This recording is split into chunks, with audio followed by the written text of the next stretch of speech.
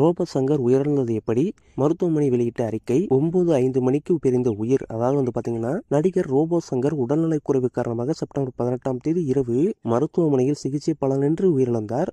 அவரது உயிரை காப்பாற்ற கடைசி நேரத்தில் சிகிச்சை பார்த்த ஜெம் மருத்துவமனை ரோபோ சங்கர் எவ்வாறு உயிரிழந்தார் என்றும் எத்தனை மணிக்கு அவரது உயிர் பிரிந்தது என்றும் மருத்துவ அறிக்கை வெளியிட்டுள்ளனர். விஜய் டிவியில் ஒளிபரப்பான கலக்கப்போவது யார் நிகழ்ச்சி மூலமாக தமிழ் சினிமாவுக்கு சிவகார்த்திகேயன் உள்ளிட்ட பிரபலங்கள் கிடைத்தது போல அங்கே இருந்து கிடைத்தவர் தான் ரோபோ சங்கர். ரோபோ போலவே வேடமணிந்து கொண்டு இளம் வயதில் வித்தை காட்டி வந்த நிலையில் ரோபோ சங்கர் என்றே அழைக்கப்பட்டார். சிவாஜி போல் மிமிக்ரி செய்வதும் நடித்து காட்டுவதில் எல்லாம் இவர் கை தேர்ந்தவர்.